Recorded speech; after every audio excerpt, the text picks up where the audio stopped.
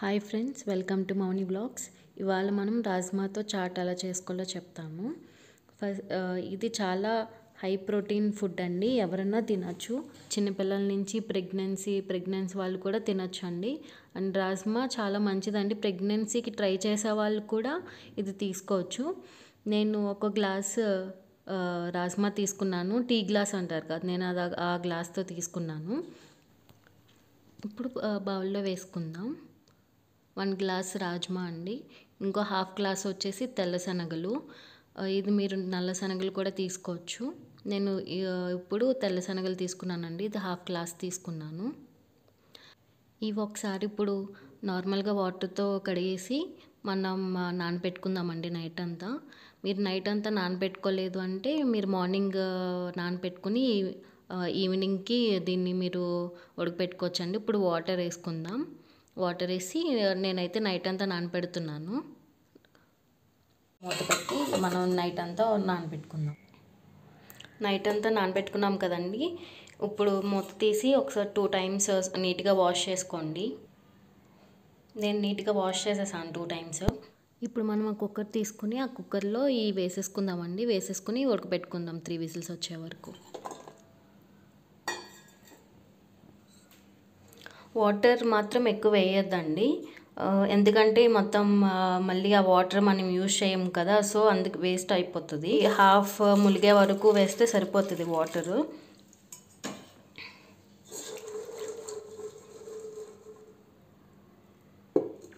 చూసారు కదా, నేను హాఫ్ ములిగే వరకు వాటర్ వేసాను.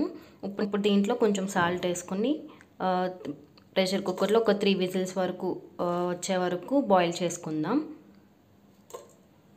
సాల్ట్ మరీ ఎక్కువ వేసుకోవద్దండి. కొంచెం వేసుకుంటే సరిపోతుంది. నెక్స్ట్ ఇవన్నీ మళ్ళీ మనం ఆనియన్స్ ఇవన్నీ వేసి కలుపుతాం కదా, అప్పుడు సాల్ట్ సరిపోకపోతే అప్పుడు మళ్ళీ యాడ్ చేసుకోవచ్చు.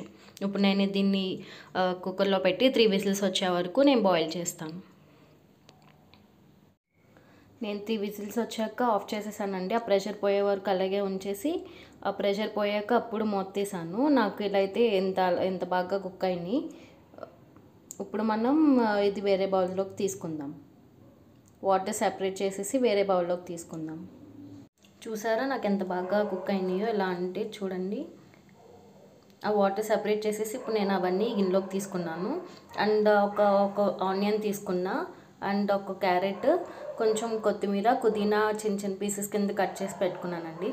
ఇంకా మనకు కావాల్సింది సాల్ట్, సరిపడా సాల్ట్. మీకు మీ దగ్గర చాట్ మసాలా ఉంటే చాట్ మసాలా కూడా యాడ్ చేసుకోండి.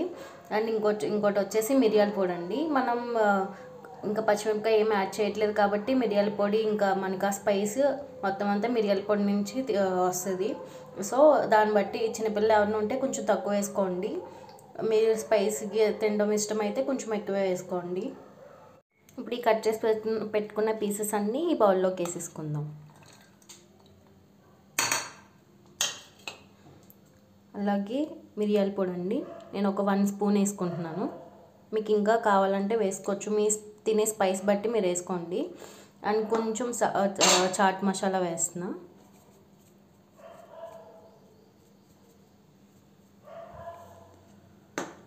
అండ్ కొంచెం నా దగ్గర బ్లాక్ సాల్ట్ ఉంది. మీ దగ్గర బ్లాక్ సాల్ట్ లేకపోయినా పర్వాలేదండి. ఇన్ కేస్ మీ దగ్గర లేకపోతే నార్మల్ సాల్ట్ అన్నా మీరు వేసుకోవచ్చు.